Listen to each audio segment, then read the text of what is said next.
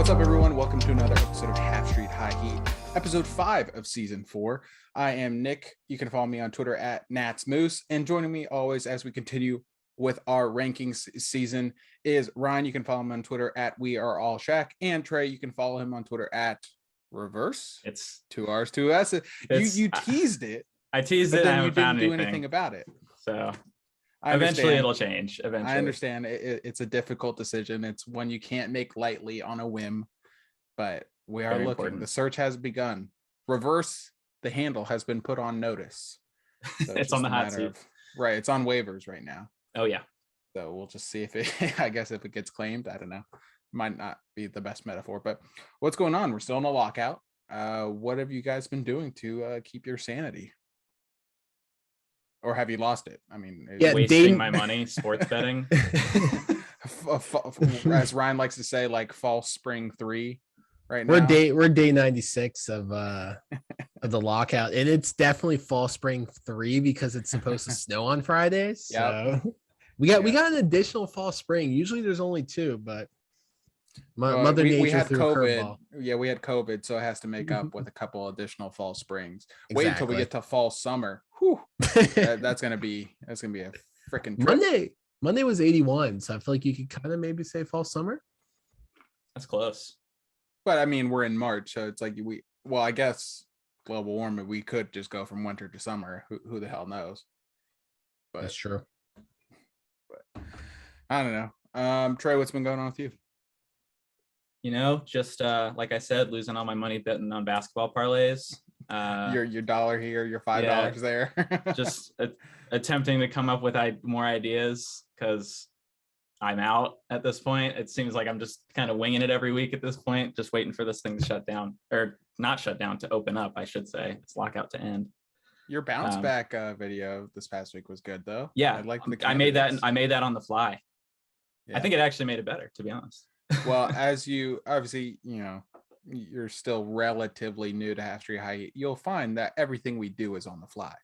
Like nothing we do is all that thought out. So you fit right in. Sweet. But speaking of doing things on the fly, that's how the MLB and MLPA have decided to negotiate through these false deadlines. Speaking of false spring 3, it's false deadline 2 today. I just got home shortly before we started recording, so I don't have the details. Ryan, was the last offer from the I believe from the MLB, were the details released on that? So we are slowly getting details on the latest offer. Around 5:00, we got some information on the written proposal that the owners sent to the players yesterday. The most important thing with this is the CBT. Nothing else matters right now in negotiations besides the CBT. Once these two sides figure out the CBT, it'll take a couple days to figure out everything else. The first proposal, MLB started with the collective bargaining tax at $228 million and only going to $238 million. They also were increasing penalties in part 2 and tier 2 and tier 3. They also would go to $50 million for the player pool in exchange for a 14-team postseason. That wasn't met very well by the players. The owners also really, really, really, really want a 14-team postseason. Why is that? Because they have a multi-billion-dollar deal with ESPN waiting for this to go into effect. That wasn't very good. That was a real offer, though. I do have to give it to them. But ending at 238 where the players is starting is a joke. Now, 30 minutes ago, we're recording this at 9:00 on Tuesday, it will be proposed the CBT to start at 230 and end at 242. That's a real offer. That is much, much better. They're finally in the same realm that the players are in. There are strings attached. Right now, the reported strings attached are draft pick compensation and an international draft. I feel like if those are the strings attached, if they're at 230 to 242, we have a better chance of the players taking it. The non-starters for players are the 14-team draft. 14-team playoffs, because it decentralized spending. And then also, I can't remember that one, but it doesn't really matter. But this is workable.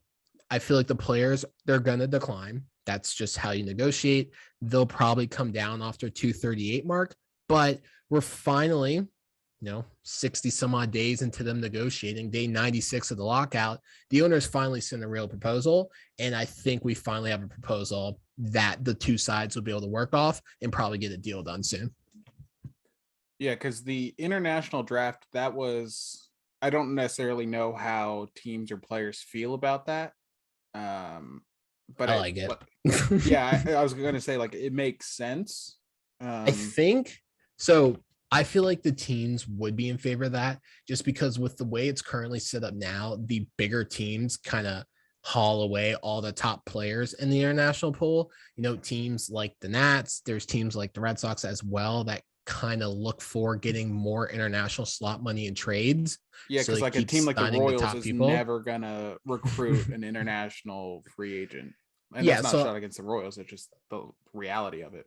Right. And we've talked about how crucial the international market is for rebuilds, looking at Fernando Tatis Jr., Ronald Acuna Jr., Juan Soto, Vlad, things like that. I think teams would be more open to the international draft. They'll have to do a lot to work it out, figure out if ESPN will include that in their TV rights with the draft, if it'll be a second draft. That would be pretty quick to work out. But I genuinely think if that is what's tied to the CBT and they're not increasing the tier 2 and tier 3 penalties and they're not tagging it to the 14-team playoffs, that's a good start. They also want like a 45-day notice to the players to change the rules. I think the players were like, yeah, that's fine, whatever. I don't think they care too much about that. But there's just a couple things that you really have to pay attention to when it comes to these offers. Yeah, especially with the strings and the fine print and shit like that. Yeah. Those rich people love their fine print. And it's funny because the owners are annoyed at the backlash they're receiving from the media and on social media. Their whole publicity tour of saying we're poor, we're broke, surprisingly isn't working in a time when people aren't doing really well financially, so that's not really going over very well. And when you're billionaires and inherited your wealth and gotten everything you ever wanted in your life, you don't hand adversity very well. So that's pretty funny as well. I think it's I can't remember the satire account. It's a New York sports satire account. It's like Short Porch something or other. All Sack Sports. What's that? No, it's not Ball Sack, although they're on it too. No, I think it's called the Short Porch Sports, and it looks like it's a subsidiary of like the New York Times or something. Like it looks legit, but you read the bio, it's like satire account. But the former Yankees president said something regarding like, the owners crying broke or whatever. And I saw the Short Porch, I'm just going to call it Short Porch Sports. They tweeted out like a fake quote of his saying is like, "Oh, we can't show you our books. I wish we could so you could see how bad it is, but it's just so demoralizing." So demoralizing. And I was like, like, is that actually a quote? Like, I couldn't tell because it was so like along the lines of something that would actually be said by. It's not even that far off. Right, exactly.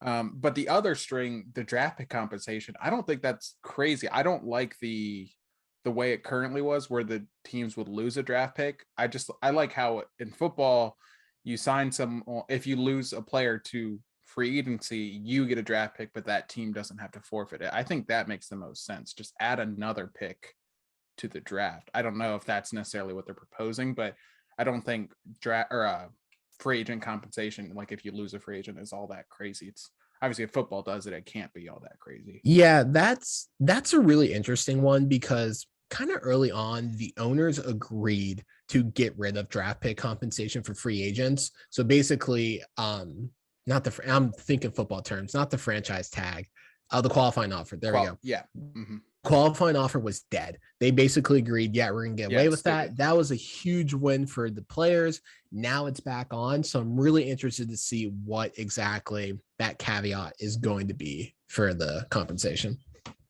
Yeah, because in football, it's just a compensatory pick. And which is smart because it doesn't like that too. It doesn't incentivize anyone from spending. Right, because like the Patriots lost Tom Brady and they got the highest you can get is a third round pick, which is obviously extremely valuable in football still, even though it's not a first or second round pick.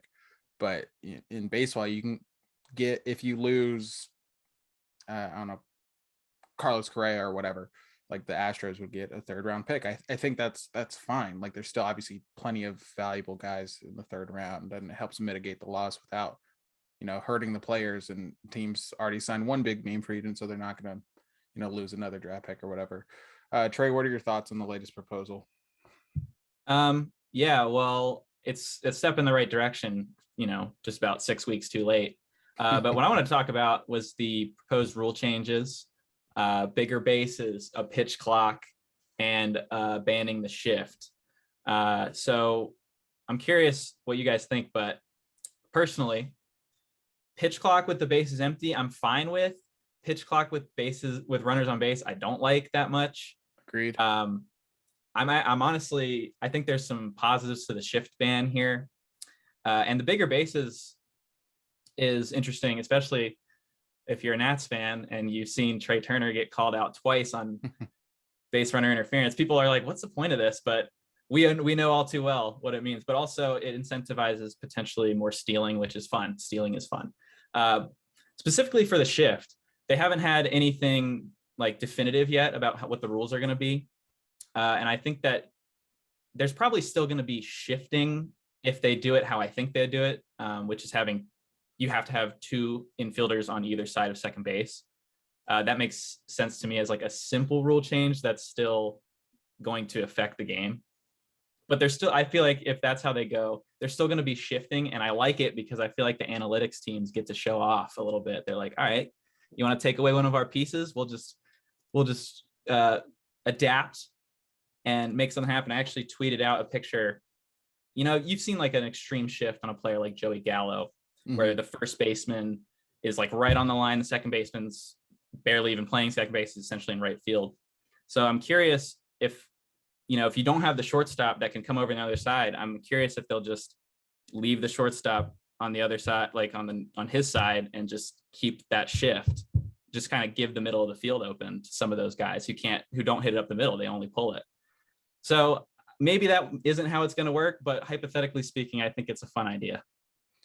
Yeah, like banning the shift is going to lead to more offense, which has obviously been a goal of the MLB for quite some time. And I don't necessarily think it's, a bad thing, but I think banning the shift completely is dumb. I saw one of the football pundits talk about, it's like, this is so stupid. Imagine football banning, 2 deep high safety because the quarterback can't throw it over the top. Like, and I get it. It's not exactly a 1-for-1 comparison, but I get it. I think, me personally, my idea was, you can put your players anywhere, like put your 4 infielders anywhere as long as their feet are starting on the dirt. I think that way you can still, you can have all 4 of your infielders on the right side if you really wanted to. They just all have to start on the dirt. Obviously, if there's a pop up in the shallow outfield, they can go out and field it or whatever, but their starting point has to be on the dirt. I think and if like during the pitch, if the second baseman wants to sprint out to right field during the pitch, I think that would be cool. But I don't know. I think even your suggestion, while like not too terrible, I think that's taking it too far. Like you have to be able to defensively maneuver how you see fit, because the analytics works both ways, right? That's why the shift started. It's like, hey, this guy tends to hit it to this side more often, so we're just going to stack this side and make him go the other way.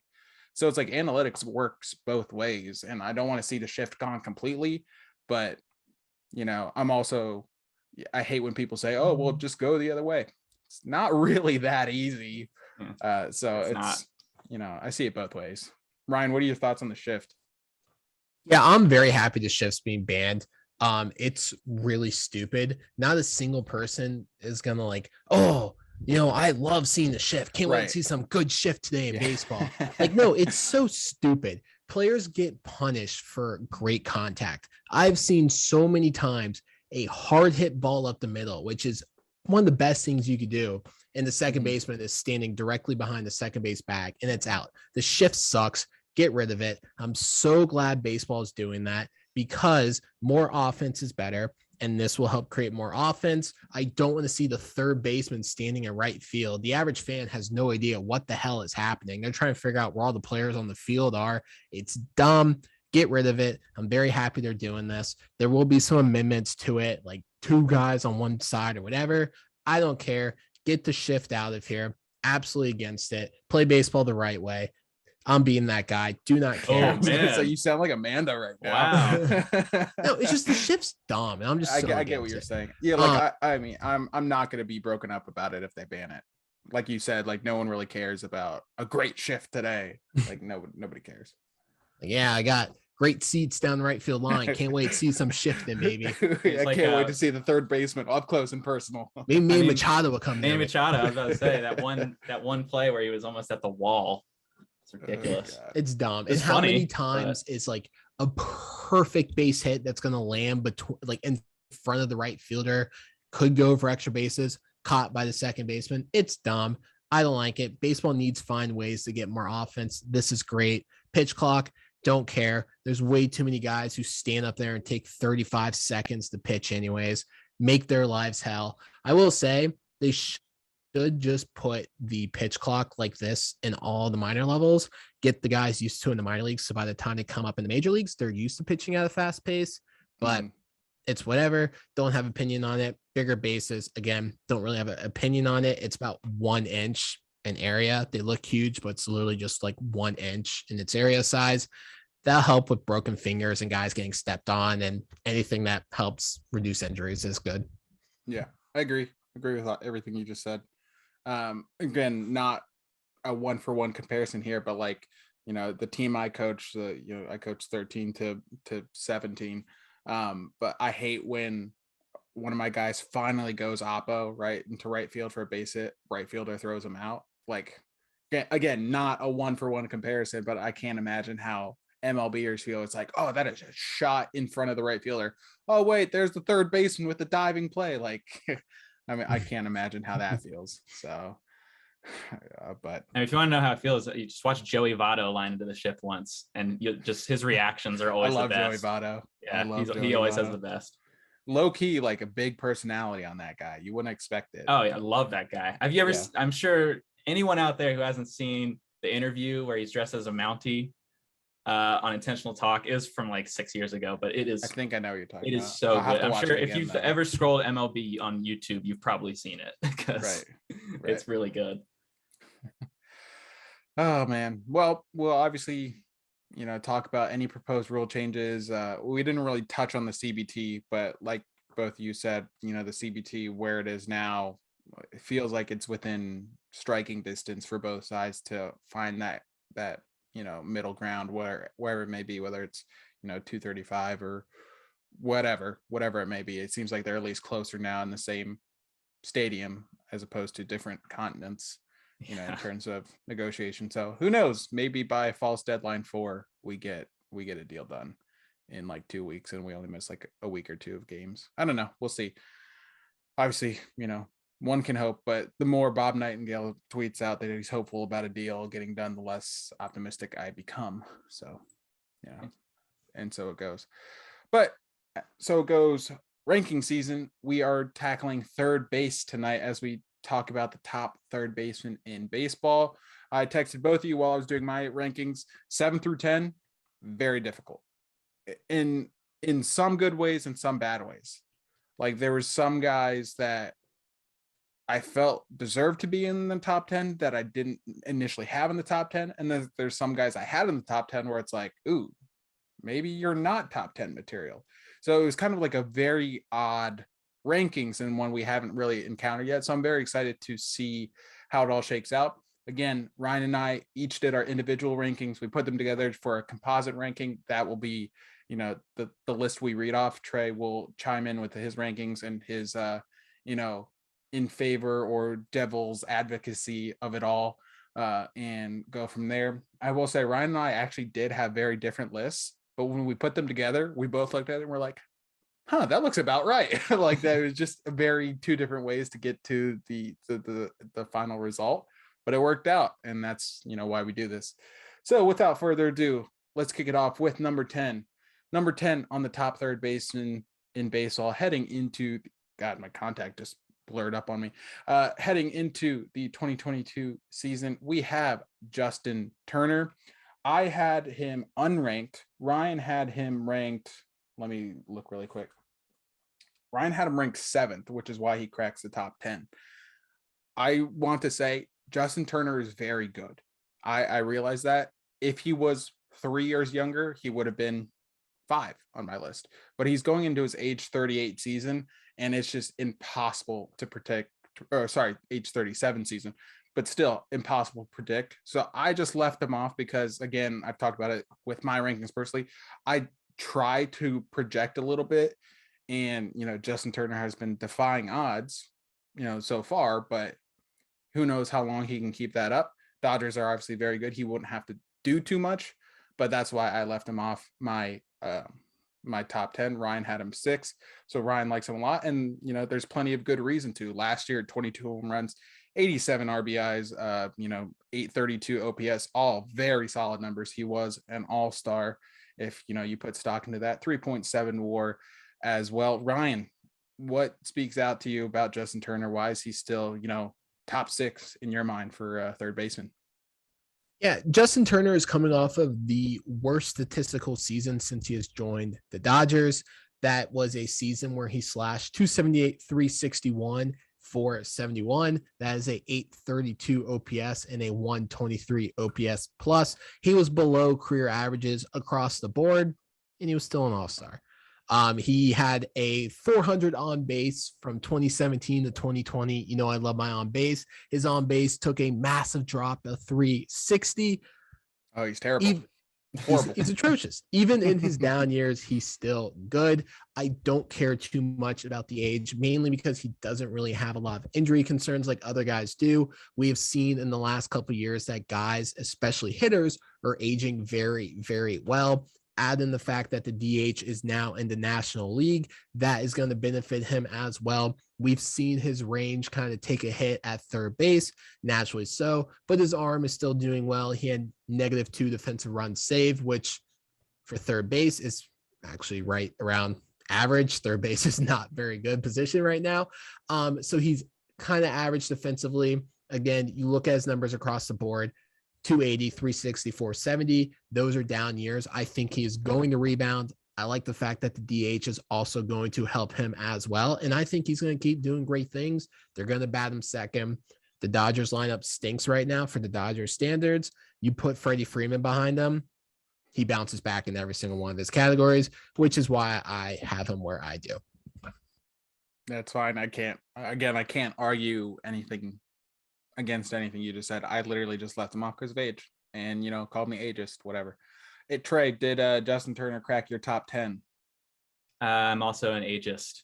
He is my number 11 choice, and it's pretty much the same thing. Just all the numbers. I mean, there was a slight decline last season, but he's still killing it. Hey, remember when that guy was a Met? And then he went to the Dodgers and became. Remember when he was an Oriole? No, I don't actually. I knew that he is, but I don't remember. 2009. He went to the Mecca of player development, and they really figured it out with him. Yeah. He's still killing it. Got the DH to help him out, maybe take the load off because his defense is declining a little bit now. But yeah, no, everything you said was correct. I just going into an age 37 season is tough. But yeah, he was my number 11. Yeah, and again, I don't know how much stock anyone puts into this, but Baseball Reference has his 2022 projections at 22 home runs, 70 RBIs, 806 OPS, which, again, extremely solid. Like, as Ryan said, like defensively, third base isn't exactly what you would expect right now, especially with some of the flashy plays we do see on like highlight reels. If he can still be serviceable, and obviously the DH, like Ryan said, coming, he's fine. Like he probably definitely deserves to be on this list. So Justin Turner coming in at number 10, no problems there. Number 9 on our list is a guy that will be a future national. Mark my words. That is one Chris Bryant. Chris Bryant, Trey pointed this out. He did play more outfield than third base this past year. But for me personally, I think that's part of, due to the fact that he got traded, and obviously the Giants had a third baseman in Evan Longoria and some other guys. So, Chris Bryant also very easily slides into, the outfield or first base or whatever. But I do think he is trying to be a third baseman. Granted, he did say if he could play one position for the rest of his career, it'd be center field. I don't think that will happen, but we're categorizing him as third base because that's where he has played the most majority of his career. But in 2021, in total between Chicago and San Francisco, 265, 353, 481 for an 835 OPS, 25 home runs, 73 RBIs, and a 3.3 WAR. A little bit down by his standards, and I think that's where some of the concern comes from amongst people who aren't necessarily in favor of giving him a long-term deal. I am not necessarily all that concerned by him, because he had 39 home runs in that MVP season, but since then he's never hit more than 31. And granted, he's at the top of the lineup, so the RBI totals aren't going to blow you away, but he's been pretty much the same consistent guy throughout his entire career. Like again, that 2016 season was really good, and obviously he won the MVP. But since then, he's just been solid. Like there's not too much injury concern. There's a slight dip in some of his categories, but not all that concerning. I think he's just going to be a solid guy. Obviously, the service time manipulation really screwed him because now he's entering free agency at age 30 as opposed to age 29. And 30 is just that magic number, and magic obviously in a bad way, where it's like teams like, oh God, he's 30. And, even fans now see it, you say, oh, 30. Want Put him in the retirement home. Right, exactly. Where I don't think that's the case. I think he has a lot left on the tank. And again, I've talked about this in my rankings. I value versatility.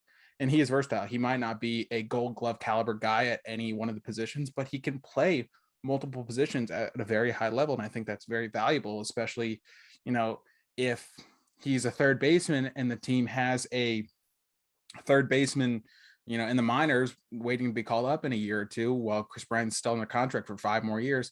Chris Bryant can slide to left field and open up the door for a third baseman. Like that's a value to me. And maybe that's not the right way to go about like rankings. But at the same time, I think having a guy like that on your team, being versatile and like just basically doing what's best for the team is very good. Plus World Series champion, MVP. I mean, what are we doing here? Like, I think Chris Bryant's great. I had him number 7. Ryan had him number 10. So Ryan a little bit lower, but still top 10 nonetheless. Ryan, what are your thoughts on Chris Bryant? Yeah, so honestly, after 4 with third baseman, it's kind of up in the air. A lot of guys underperformed at third base last year. Chris Bryant is one of them. If those guys underperform again, it's the worst position in baseball.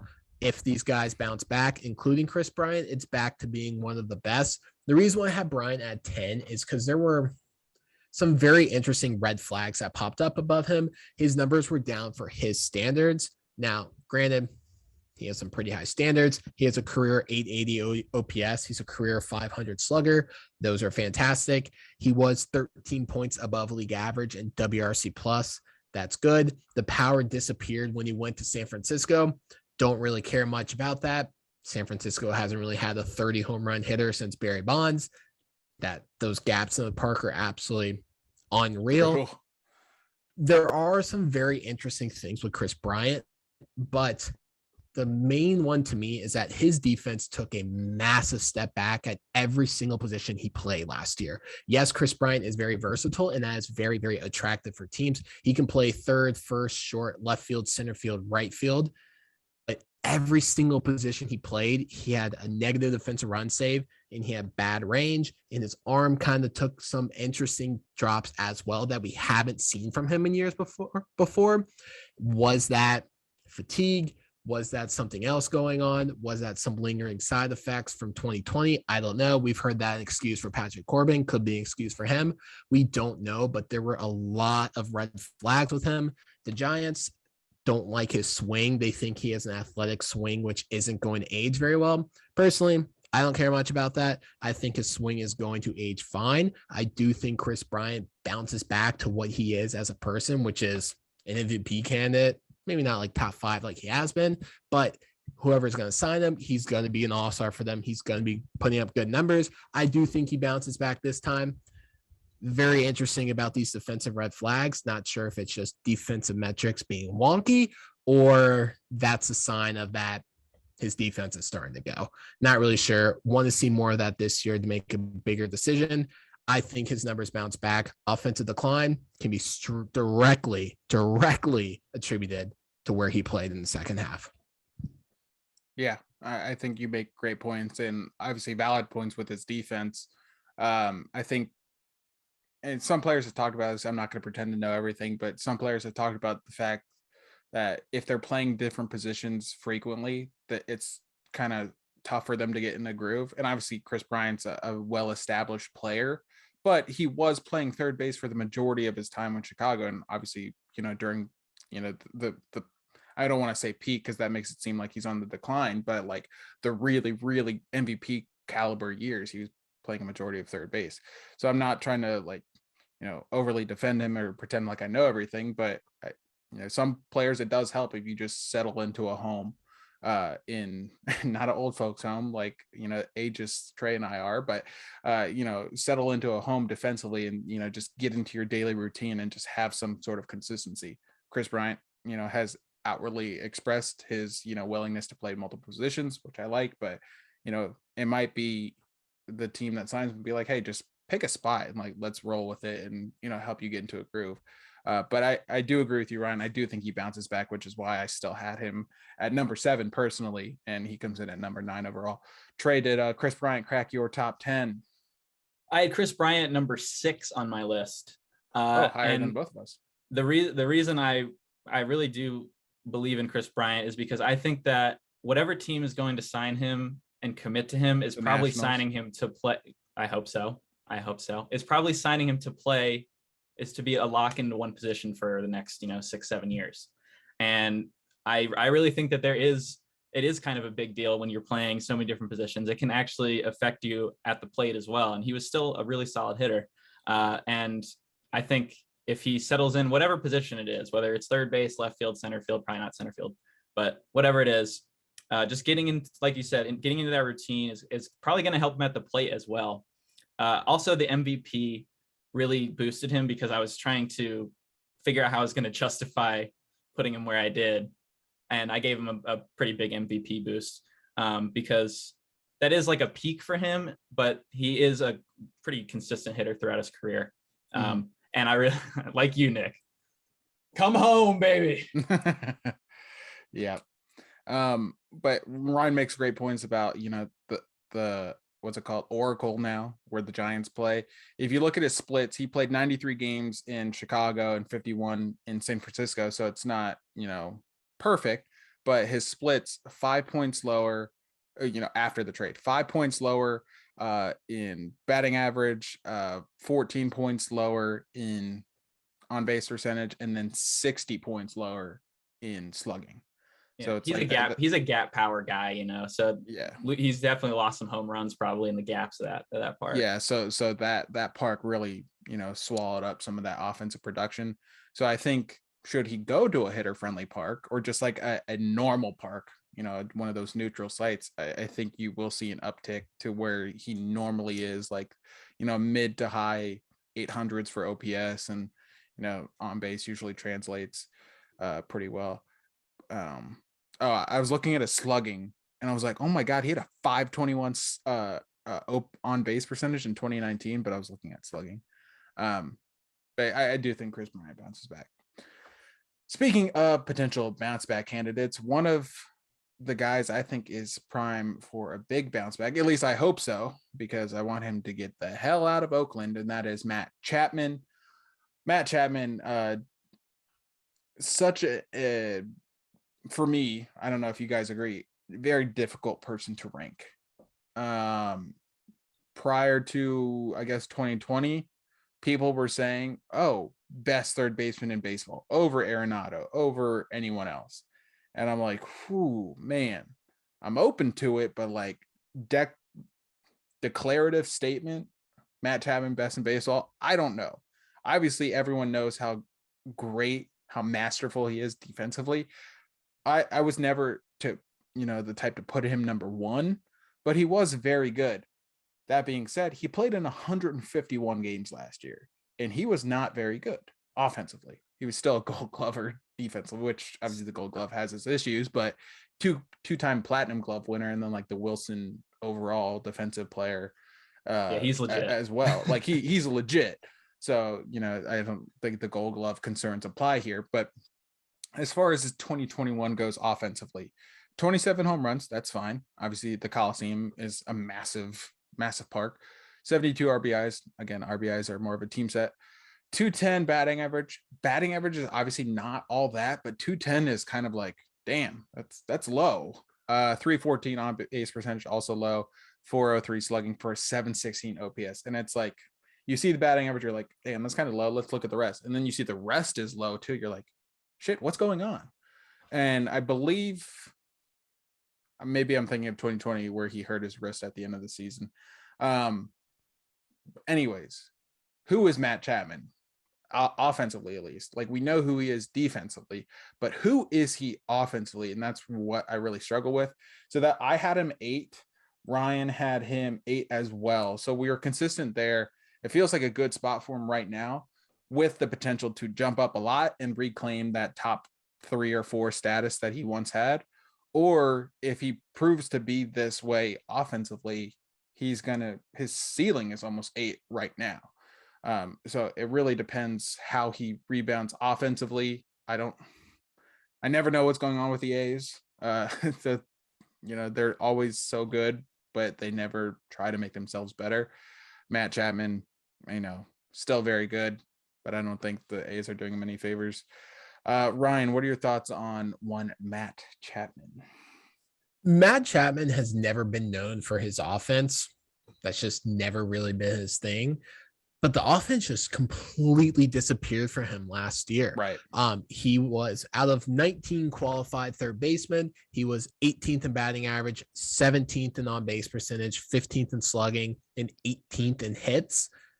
The offense is just gone. He was a complete offensive liability. Not struck out 202 times. Not really sure what happened there. He also took a step back defensively for his standards.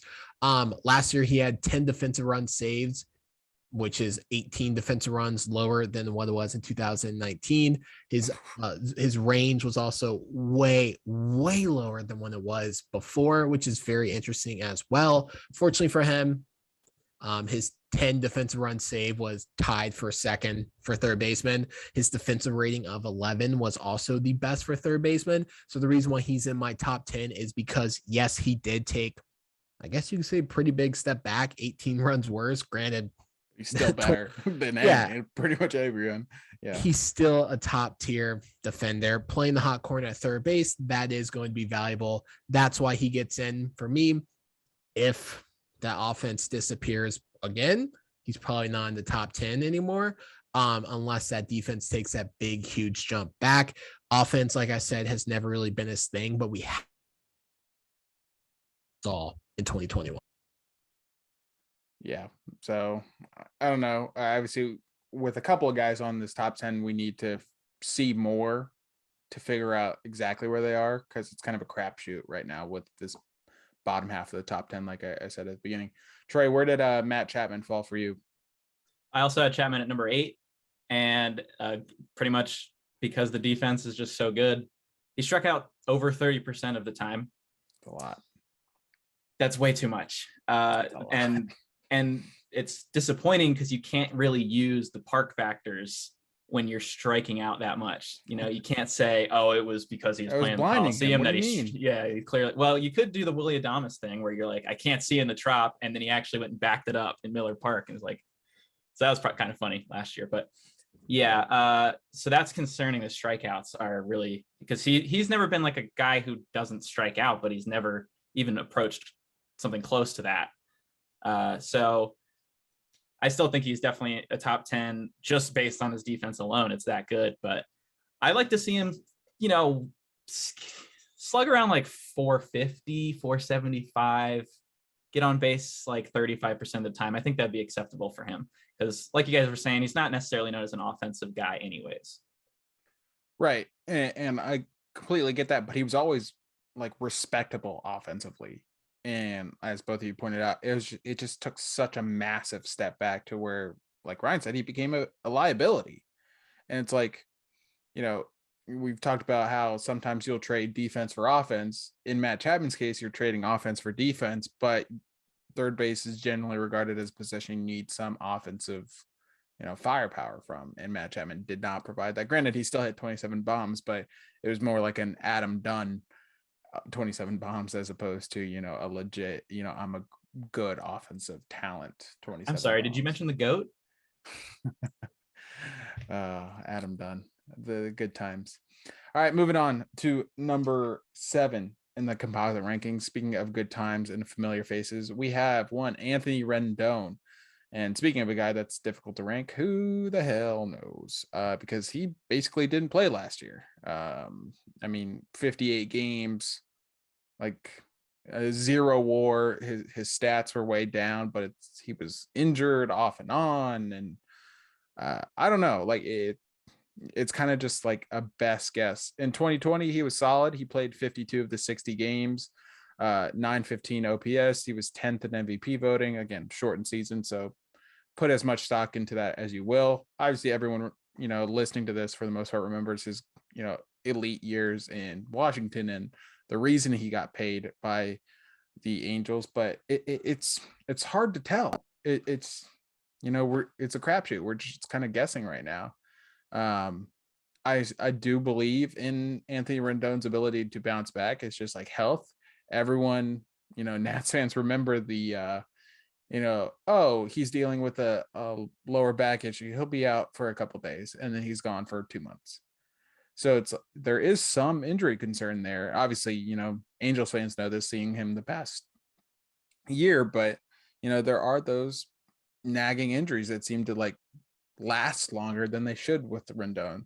And he's getting older now. He's entering his age 31 season, and that's not retirement age, but it's certainly on the wrong side of 30 or whatever people like to say. I had him 6 because, again, I still believe it in him. Ryan had him 9th. Ryan, perfect. I mean, it's a very nice ranking between the two of us.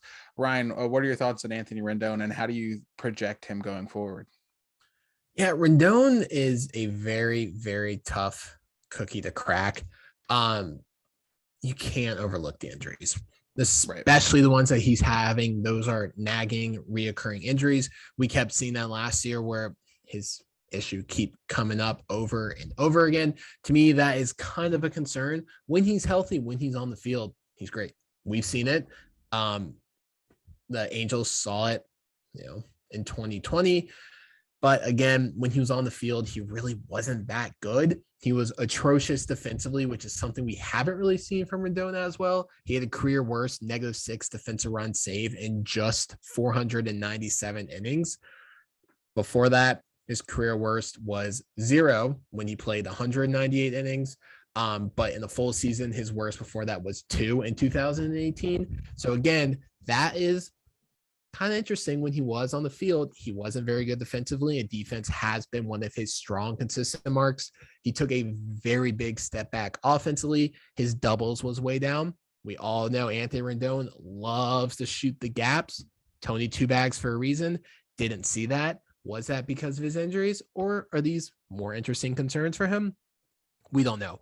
We'll have to see how he is in 2022. Lingering injuries are a very, very big concern, and for me, a reason to worry. So right now I'm worrying about Rendon, which is why I have him lower. But if he bounces back and stays healthy and he puts up a year of what Anthony Rendon can do, he's back in the top 5 easily. Yeah, that's kind of where I think his ceiling even now is higher than Chris Bryant. For me, probably higher than Matt Chapman, which is why I had him higher, but it's big question marks for him. Just all this nagging stuff. I assume the defensive downgrade was due to injuries as well, but who the hell knows? Trey, where did Anthony Rendon wind up for you? You mentioned red flags and question marks, and I'm blind to those because I put Anthony Rendon at number 3. I was literally gonna guess 3 just because I'm completely disregarding this last season. Oh boy! I'm going straight the for bias the top. goggles on. Every single position ranking, we have what I call an atrocious ranking. You putting Rendon at 3 is atrocious. All of them are I'm Treys. really sorry. I agree. No, all of the I'm, atrocious rankings are Trey. Mhm. Well, It's becoming a problem. I think you have a problem. with this one, I have a problem. I'm just ignoring all of the concerns. I can stop I don't anytime I want care. to. I just don't care. He had MVP votes in the last 4 seasons before 2021. I'm not ready to give up on him. I still think he's elite, and it could totally blow up in my face, but I don't care. I'm sticking with it. You, again, put as much stock into this as you want, but I thought it was pretty funny. Baseball Reference has his projected plate appearances at 387, which would be about like just over half of the year. I'm ignoring. So, I'm legally blind. Legally blind. Just ignoring it all. I mean, I'm sure you're going to have some supporters and fans in that sentiment that, you know, even though he's wearing a different shade of red now on the opposite coast, they still have, you know, feelings for Tony Two Bags and whatnot. Hey, you can't. I was obviously looking at his Baseball Reference page. Like, I just forgot how damn good he was all season long 2019. Obviously, I remember the playoffs and the postseason run and the 6 RBI game or whatever it was in game 6. Like, I remember that, but all year long he was exceptional. And I kind of forgot that level of Anthony Rendon. But that's kind of like the last real glimpse we had of him, because he's just been kind of a shell of himself ever since. All right, moving on to number 6 in our rankings, another difficult person to rank. Speaking of down years for this person in 2021, that is Alex Bregman. You know, I will give the Astros spiel here, but feel about him the way you do. That's fine. I will even admit I had a very difficult time ranking him. At first, I was like, oh, you know what? I'm going to go bold. I'm leaving him off my top 10. And then I look at the numbers and I was like, shit, I don't think I can. Like, that's, you know, that would be, you know, just too biased. And I definitely don't. I've never liked Alex Bregman, even before like the cheating stuff came out. I thought he's always been a cocky, arrogant douchebag and has a very punchable face. But you know, game's got to respect game, and his 2019 season was, you know, speaking of exceptional, his 2019 season was exceptional. But was he cheating? Probably. Don't know. 2021, he dealt with injuries, played in 91 games. He had a 270 batting average, 355 on base percentage, 422 slugging for a 777 OPS, 2.1 WAR. Again, he played in, you know, 90 something games and was injured. The Astros lineup, you know, is still going to be capable of protection and, you know, swinging the stick around. So he's going to have opportunities. It's just, it's hard to tell. Again, I feel like I'm beating a dead horse here. It's just hard to tell with so many of these third basemen. And Alex Bregman is in, you know, a growing list of guys that need to bounce back, so we have a more accurate read of them. But for whatever it's worth, I mean, he's a World Series MVP, Silver Slugger, 2-time All-Star. I believe he's an All-Star Game MVP as well. 2-time top 5 finisher in MVP voting. Like, I think he's good. I don't want him to be, but I think he's good. I don't know. He's not exceptional defensively, but as Brian pointed out earlier, like, aside from the usual suspects, like, generally no one is at third base. I believe, if I'm not mistaken, he had like -2 defensive runs saved, which sounds bad, but it's kind of average for third base. So who the hell knows? And we'll see if he bounces back from his injuries and this seemingly post-cheating era of the Astros, because while, you know, Jose Altuve, for example, clearly had his best seasons while they were confirmed cheating, he's still very solid offensively, even though they're supposedly not cheating now. Carlos Correa, same thing. I would assume Alex Bregman is still very good, even without the cheating. It's just how good. And obviously injuries play a part to that. I had him 9. Ryan had him number 4. So Ryan was a lot higher on him than I was. Ryan, why do you like Alex Bregman so much? I like Bregman. He's an absolute douche. I 100% agree with you, the punchable face, but I like Bregman and I like his talent. He's a net positive defender, which is literally all you want at third base. He's not elite, but he's not going to kill you defensively. He's going to make you better out there. He did struggle with injuries. He had wrist surgery. That's going to be very interesting how he comes back from that. He should bounce back from that pretty well. There are questions about how's he going to do, post cheating. 2020, his numbers were way down. I've said it before. I'm saying it again. I don't put that much stock in 2020 just because how weird of a season it was. A lot of players didn't want to play. His power numbers were way down in 2021. Batting average on base, fine. 360 on base, that's great. 270 batting average, again, well above league average, that's fine. But his OPS was over 100 points lower than what it normally is. His OPS plus was about 30 points lower than it normally is. The power was gone. The doubles weren't there. The home runs weren't there. He dealt with the wrist issues before he hit the IL and had surgery. So I think that's more contributed to basically, him having a bad wrist, can't get fully round on the ball, which would be fine. I think he'll bounce back this year with the power numbers as well. Mixon being a net positive defender. He's a great third baseman. Also, Kyle Tucker, Alvarez, that lineup is going to be good, which is very, very annoying because if you look at who the Astros have lost every single year and there's still a top 5 lineup, very annoying about that. But I think he bounces back. It's our MVP candidate level this year, and proves why he's still top third baseman, even without the cheating. That's probably fair. Trey, where do you have Alex Bregman? I had Bregman at number 10.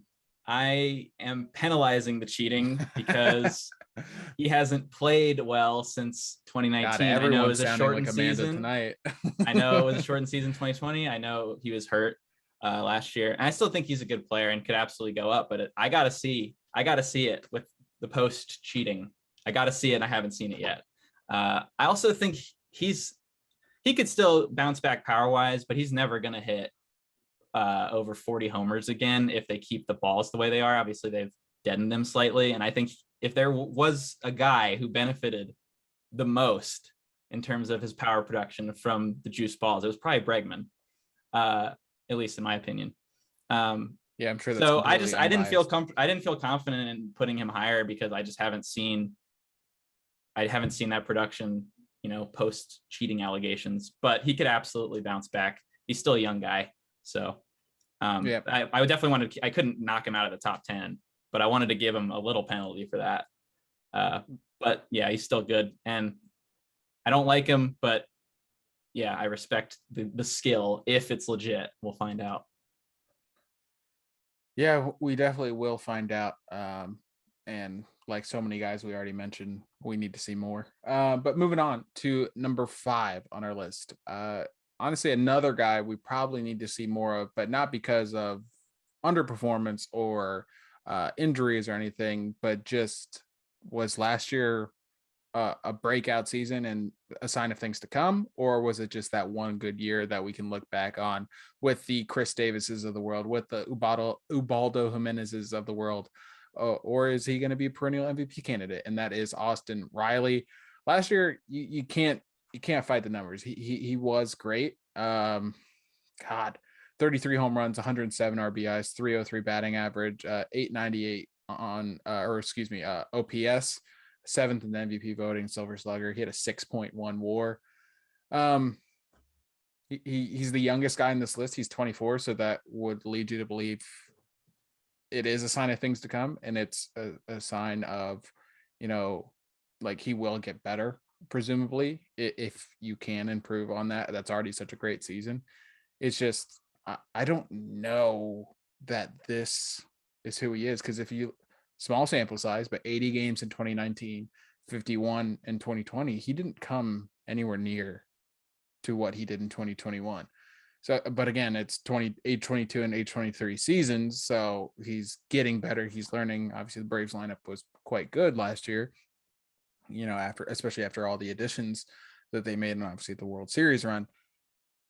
But it's just like 70 points higher in batting average, 66 points higher in on-base percentage, 120 points higher in slugging. Like, he's nowhere close to what his previous career marks were. So it's like, I tend to believe this is more outlier than sign of things to come, but he's so young.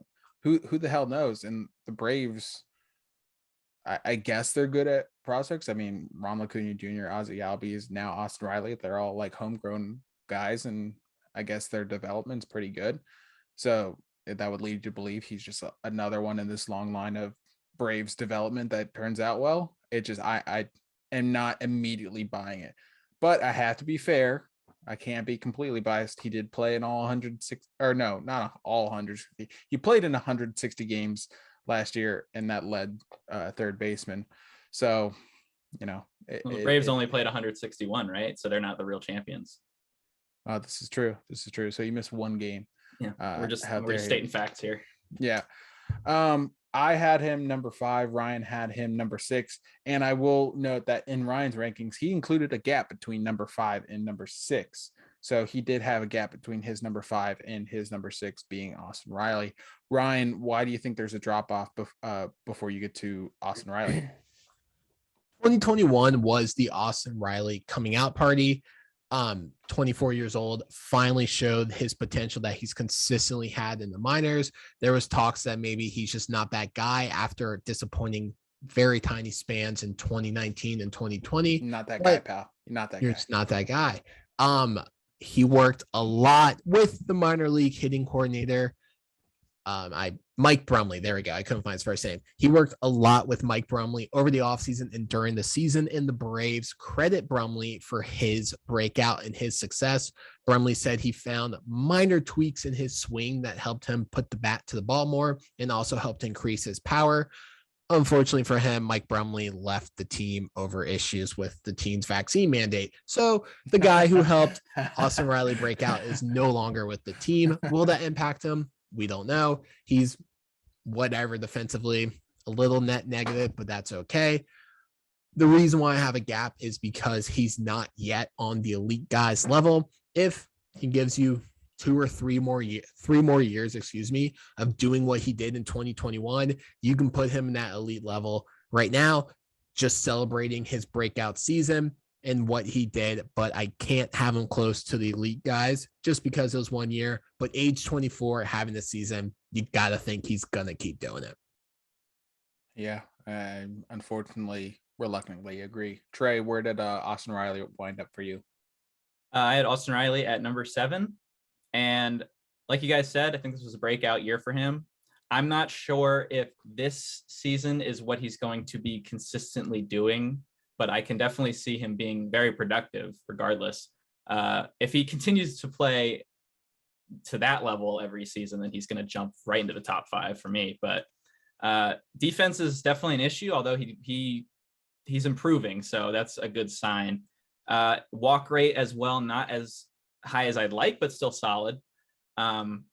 And yeah, I just want to see it again. If he does that again, he's shooting way up my list. But I still think he's an extremely talented player. And like you guys said, really young. So he's got plenty of time to iron out any kinks he might still have.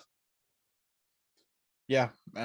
We'll just have to see. Again, it's not due to underperforming or injury. It's just sample size. Like, there's not a ton of it. There's honestly more of it that lends itself to believe this was, outlier season than not. So we'll see. Obviously, I think safe to say that losing Freddie Freeman potentially in that lineup will impact Austin Riley. Brian made that argument for Justin Turner. I think it applies conversely to Austin Riley. If they lose Freddie Freeman, I think that is a direct hit to Austin Riley. And not to mention they're potentially losing Jorge Soler, Jock Peterson, Eddie Rosario, like the key guys that, were so offensively charged in that World Series run. So who knows how that impacts Austin Riley. We'll have to see. All right, moving on to number 4 in our rankings. One, Nolan Arenado. Probably the most accomplished third baseman on this list. I mean, he's ninth year in this in the league that he just completed. Gold Glove every single year, top 8 in MVP voting in 5 of those years, Silver Slugger in 5 of those years, All-Star in 6 of those years. Like, he very well accomplished. Didn't ever win an MVP in Colorado, but put up great stats. I think the collective general opinion of him is that he's declining, and maybe so, that he's entering his age 31 season. His 2020 season, and Ryan just said, he doesn't like to include 2020.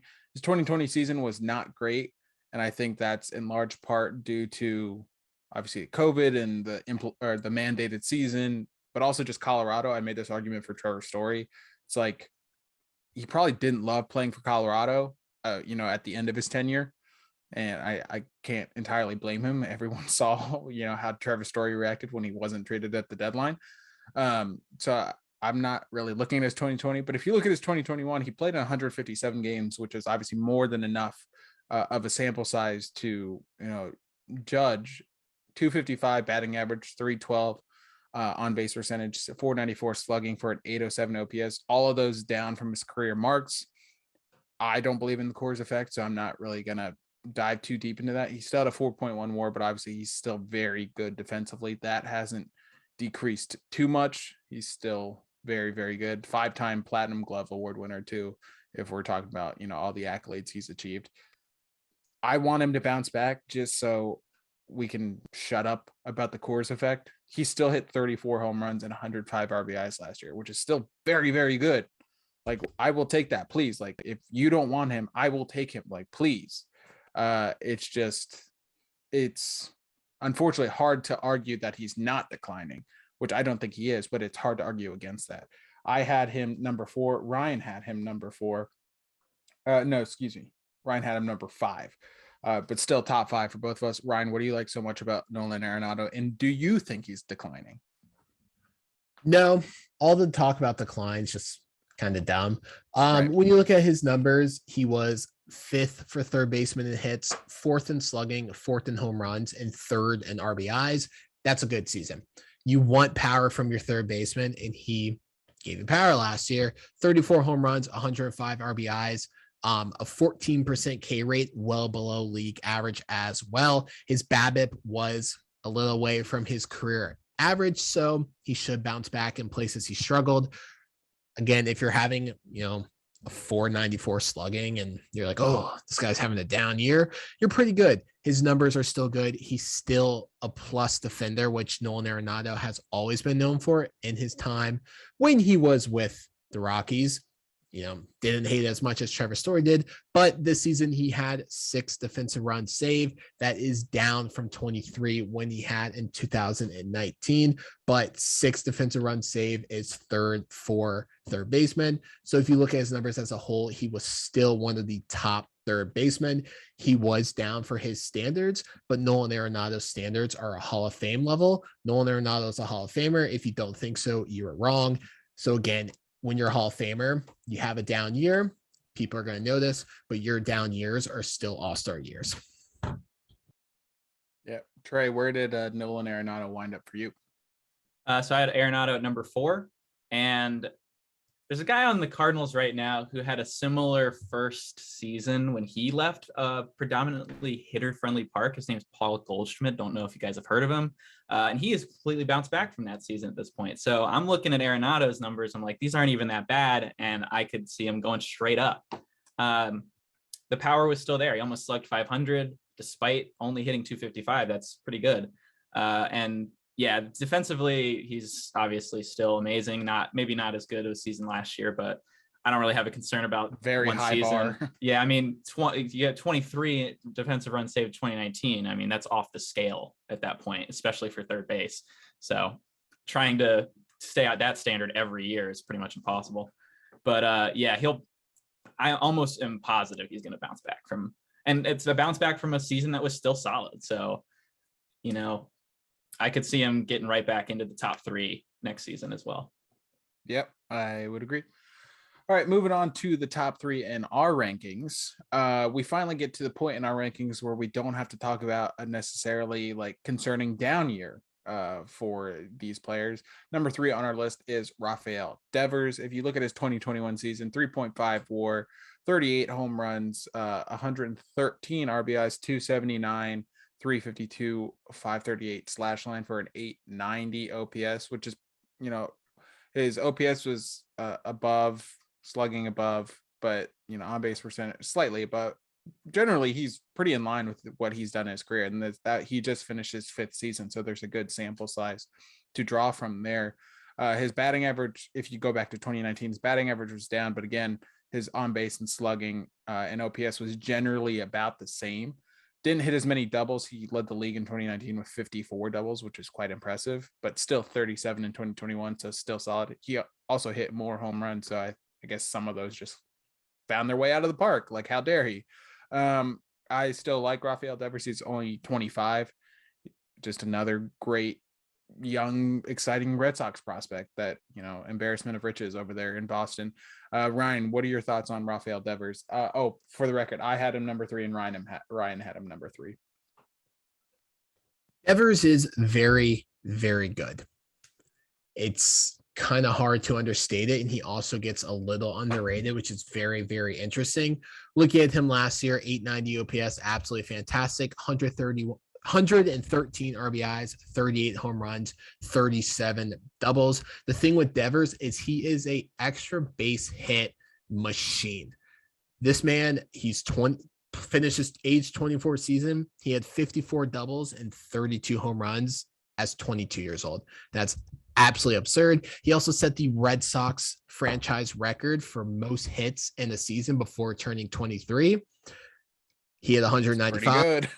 Ted Williams had 193. There's some very, very, very good players who play for the Red Sox, and he's beating them. He also set the record for most extra base hits in a season before turning 23. And he also has the franchise record for the most extra base hits in general before age 23 for the Red Sox. He is a extra base hit machine, and he needs to be talked about more. He's the 2nd youngest Red Sox position player. He is probably just now entering his prime, and he just now got his first All-Star nod, and he's going to keep doing this. The guy can hit. Him and Xander are absolutely special for the left side of the infield. I don't have his defensive stats up, but the man is an absolute freak offensively.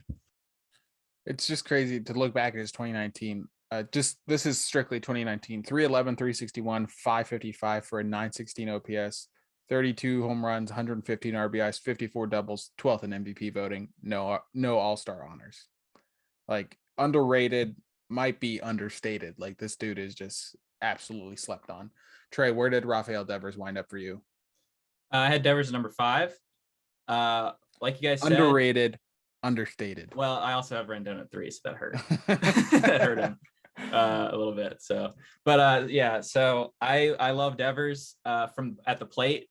The reason I kept him down at number 5 is because of his defense, because it's not good at all. The whole left side of that infield is rough defensively, but they can hit. And yeah, it doesn't matter when you hit bombs. Yeah, I know. In their case, kind of, yeah.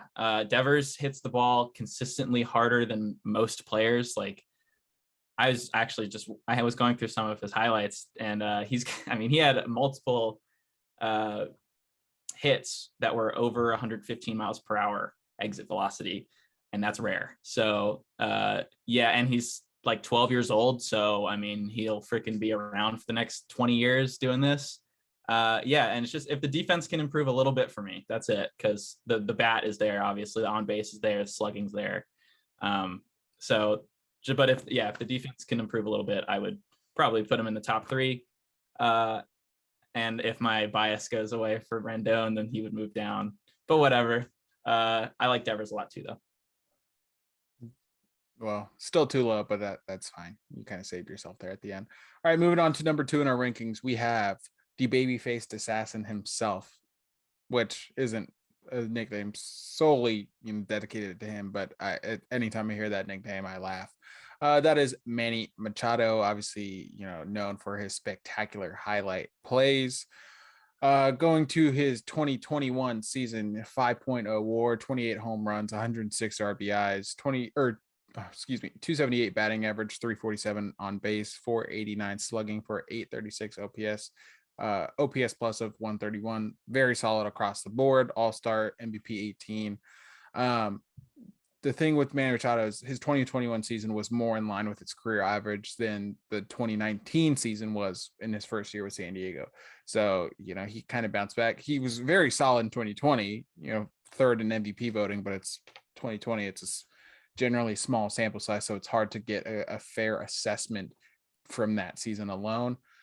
It does help because it helps the progression rather than, and support any regression or anything like that. But he was very solid in 2021. That left side of the Padres infield, you go from the Red Sox, just talking about the Red Sox, to talking about the Padres now. Very, very good. Manny Machado doesn't have to be the guy, because obviously Fernando Tatis has taken the baseball world by storm. But make no mistake about it, he's still very, very solid. Tatis was number 2 last week in our shortstop rankings. Machado now number 2 in our third base rankings. Ryan and I both had him number 2. Ryan, why do you like Manny Machado so much? It's really funny because the players that weighed Machado too, but our top 2 players are probably the also 2 most forgotten players at their positions. Yeah, kind of. Which is really weird. No one really talks about Machado anymore, mainly because the Padres have a lot of young, exciting talent. They also have the face of baseball in Fernando Tatis Jr., who deserves all the attention. But Manny Machado is still being Manny. He is good at what he does. Excuse me. He is still a top defensive third baseman. 6 defensive runs saved. That's not like that unreal season he had his rookie year. We had 27 defensive run saves, but it's still very, very good. His range is also still very good, and his arm is still strong. We've seen it. There's a reason why they put him out in right field on shifts, because the man can cover a lot of ground, and he has a very, very strong arm. We have seen that. Offensively, his numbers were great as well. 28 home runs, 106 RBIs, 278, 347, 489.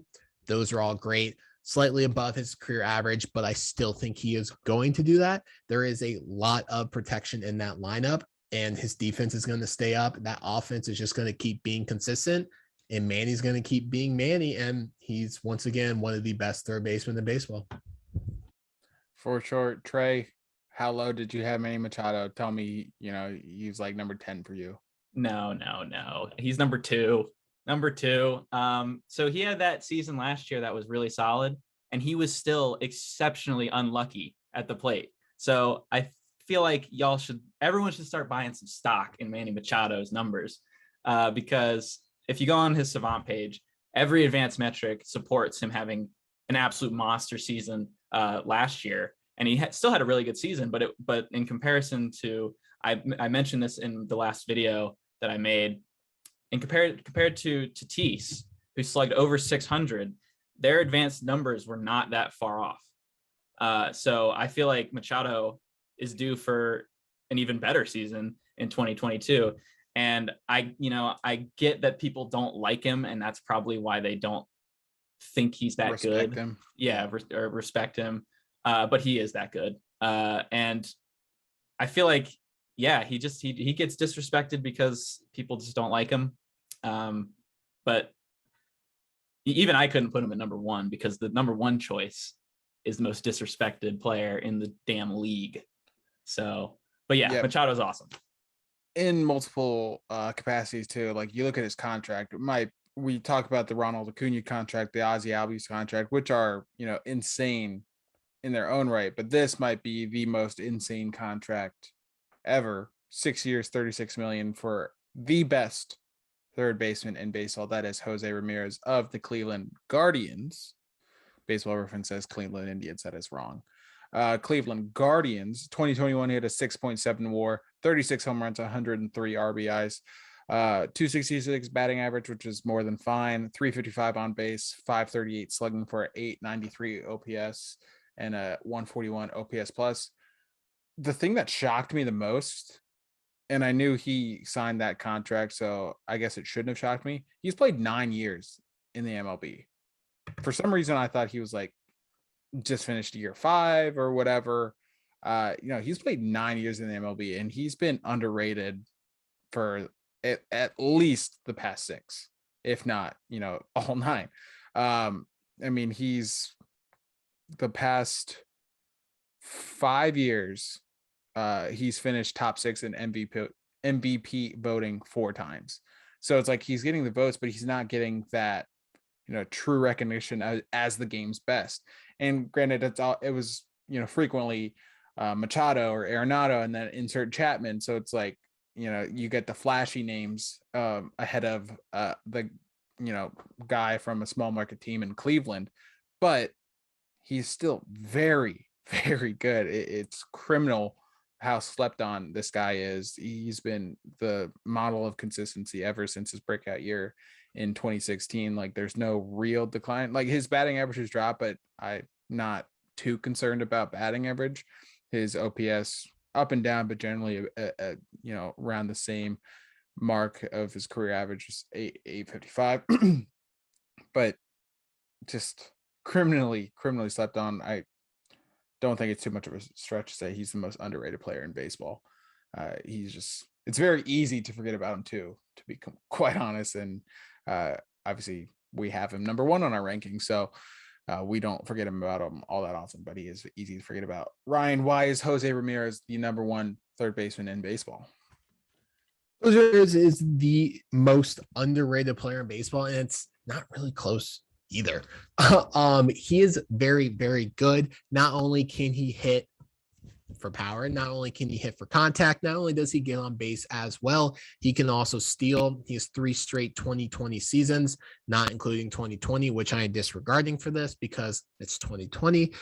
He can put up 30 steals. He can also put 30 home runs. He did that in 2018 with a 30-30 season. The man is good and he is consistent. People forget about him because he plays in Cleveland. Also, he has the best team-friendly deal in the sport. When you look at his per dollar when it comes to WAR, there's no one really better. Since he signed the contract, he's finished in the top 10 of WAR in 3 of the 5 seasons. In that span as well, he has finished top 3 in MVP 3 times. He's a 3-time All-Star, and he's also won 3 Silver Sluggers. He is good. He is the best third baseman in baseball. He does what he does. And get that man some help or get him out, Cleveland. Like he needs the recognition he deserves because he is criminally underrated and he is a very, very special talent. Yeah, I was like, oh wow, 2022 is his last season. And then I see the 2023 team option. And I'm like, son of a bitch. Like that. Yeah, he's stuck in Cleveland for at least 2 more years. Trey, I assume Jose Ramirez did get your number 1 spot. Yeah. Jose Ramirez is a top 10 player in this league, straight up. And the fact that he doesn't get the recognition he deserves is infuriating because he's a 5-tool player. 5-tool players are supposed to be very popular and getting all this recognition for being what they are, like Ronald Acuna, Fernando Tatis. Like they get huge press for being these 5-tool type guys. And Jose Ramirez is, quite frankly, he's better than both of them. So I don't understand how he gets disrespected this much. I mean, I know where he plays, but he's must watch TV, must watch baseball. So I was so glad when you texted me yesterday that he was number 1. I was like, yes, thank goodness he's not getting underrated by us at least. Yeah. He's an MVP caliber guy. I could see him winning it next year if he goes off. So, I mean, that's his ceiling. His ceiling is MVP. His floor is like top 20 player. So like, I don't know. It's infuriating that he doesn't get the recognition he deserves. He's going to be a Hall of Famer. So get ready for that. That's all I got. Ryan, what are your thoughts on that statement? I think that's a little bit of a stretch. I need him to repeat that for me. He's going to be a Hall of Famer. Ooh, I like it. Like, it's 34 WAR at age 28. I mean, he's on track. Yeah, it's not one of your atrocious takes. It's just something I hadn't thought of. He will be. Book it. I guess he's on pace, and there's no real signs of regression. He's still in his prime, and like Trey said, he has accrued a good amount before age 30. Especially if he ends up winning an MVP award at any point. Which he might. Yeah. I don't know. He could. if he keeps this pace up, he 100% will be. Also, the fact that he plays third base gives him a boost. There's not that many in the Hall of Fame. He has to keep it up, but he does have more extra base hits than strikeouts in his career, so that also helps as well. Stupid. That is just silly. Yeah, it's a dumb stat. Like, I love it though. I love it. No, obviously, in a good way, it's a dumb stat. Yeah, I would agree with Ryan. I didn't have too much difficulty putting him number one over anyone else. I think it's pretty clear at this point that he deserves that top spot. It's just a matter of, can he keep it up, and when the hell will he get out of Cleveland? Because I don't think he can get out of there quickly enough. Honorable mentions. The one, I had a couple guys I was debating, but one real guy I had in my top 10 that didn't make the top 10, that was Ryan McMahon. I had him number 10, and I'm not too broken up about the fact that he didn't crack the top 10. He was an honorable mention for Ryan, that Ryan included in his list. It's just he had a great year last year, very, very solid and respectable, but his numbers aren't wow, or they don't stand out. And he had a 779 OPS in core, so it's you would expect that to be a little bit higher. But 23 bombs, 83, 23 bombs, 86 RBIs. He led the league in defensive runs saved. Extremely versatile. Primarily third base, but plays a strong second base and first base as well. I think he could be great. His ceiling's probably number 9 third baseman, but I think he could be a candidate to improve this next season. A little bit of a late bloomer. He's entering his age 27 season, but that's my one where it's I feel like that is probably top 10, but again, I'm not broken up about it that he's not top 10. Did you guys have any honorable mentions? Yeah, well, I actually had a guy in my top 10 that we didn't discuss. Oh, okay. Please. And that was, I had Yohan Moncada at number 9. Moneyball, baby. He gets on base. Highest walk rate among qualified third basemen at a 375 on base percentage. The thing with Moncada is I just don't know if he has power or not, because he slugged over 900 in 132 games in 2019. But that was really the peak. He hasn't really gotten back to that. So if he can do that, then he can go up the list, because he's only 26 years old or 27 years old. So I really like his on base skill. Also, a very interesting thing about Moncada is that he seemed to crack the BABIP code, because he's had a really high BABIP for 5 seasons in a row. And that's normally not supposed to be sustainable when you don't hit 340 every year. But he's made it work. I don't really know how, but I had him at number 9. And McMahon was also an honorable mention for me because of his, just honestly, defensively, he was so good last year. It was pretty crazy. Yeah, on the first run through, I had Moncada 10, and then I did a deep dive of the numbers, and I texted Ryan about this. I was I expected his numbers to be better than they were. Just my general perception of him. So did I. Actually, I had him at number 6 when I was first ranking it, and then I was oh wait, okay, I can't do that. But I still wanted to give him his respect. I even said this to Ryan. I was there's more arguments to not have him in the top 10 than there were to have him in the top 10. You mentioned that 2019 season, and that 2019 season was solid. Don't get me wrong, but that 915 OPS is very clearly the sore thumb in his career to date. He hasn't had above an 800 OPS otherwise. His walk rate, it's fine, but it's if he's not doing much else, I wouldn't claim him top 10. He's not a bad player, and he's still young. He can definitely improve, but I was oh yeah, I'm gonna leave him out of my top 10. Ryan, did you have anyone? You did. Yeah. I just had a McMahon, McMahon. But you guys already hit up on him. Oh, but you also had Josh Donaldson as well. Oh, I did have Josh Donaldson. I completely forgot about that. I'm a big Josh Donaldson guy, the bringer of rain. He will consistently bring power. I'm pulling up his defensive stats right now, and I'm trying to stall. I hit the wrong name. That's really awkward. But yeah, Josh Allison, bringer of rain, funny on Twitter as well. as this page just is not loading. But yeah, last year, he had a down year for his standards, 26 home runs, which a little low for him.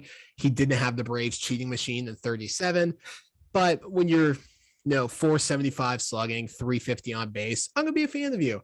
I do think his power will return as well. A little bit of adjustments going to the cold weather in Minnesota, but I like him. I think he's 11 or 12. Yeah, I think that's right. I will say I'm probably, I'm not probably. I am glad the Nats didn't give him that contract because he's just always injured. Yeah, especially now, but he's just always injured. Another guy I think it deserves an honorable mention is Joey Wendell, all-star last year. Doesn't have those wild numbers either, but he's versatile, which I like. His on-base percentage wasn't great in 2021. Only a 319, and then 293 in 2019. But I do see another late bloomer, but it seems like he's found a good role with Tampa, and Tampa very notoriously develops guys. Maybe they're cheating, I don't know, but I think he was at least deserving of honorable mention. And a guy I think we have to talk about is Bryant Hayes. Like it's tough to project right now because he's still so young. He's entering his age 25 season and doesn't have a lot of experience under his belt, but he was number 1 in defensive run saves for third baseman last year. He's already there with the defense. Yeah, he's already got just above 700 innings. Like he was number 1 in defensive run saves. So it's like if that offense catches up, we have a superstar on our hands. And how old is he? I don't know. He's entering his age 25 season. Okay. So I don't know, like 2023 or goddamn, his age 23 season in 2020, he was great. He played 24 games, small sample size, but 24 games. He had a 1100 OPS, and you're like, holy shit, this guy's going to be exceptional. 96 games last year. He dealt with injuries. I believe he had a wrist injury too. 689 OPS in 96 games. You're like, shit, who are we getting here? But I think if that OPS settles around 850 and the home runs tick up a little bit, and the Pirates suck, so this is all a very, very far stretch hypothetical. But if that offensive production improves, the defense is there, and he will definitely be in the top 10 this time next year. But I did want to just mention him because who knows what he's going to bring to the table. So, all right. That wraps a good conversation on the third baseman. Like Ryan said, could be, at some point the weakest position in baseball. What was once the strongest has now kind of thinned out a little bit with some notable underperforming players that were previously regarded as the game's best. So we will have to see how the 2022 season plays out once baseball resumes. It sounds like, more details are coming out about the latest offer. Maybe there's some optimism for a deal being struck, or maybe it's just all bullshit that the owners are spewing through the media to try to shift fan opinion. Who knows? Both are logical results of the MLB. Who knows? Next week, though, we will be rounding out the infield, tackling catchers. So we'll do catchers, and then we'll probably do outfielders before we move on to starting pitchers and relievers. To round out our rankings.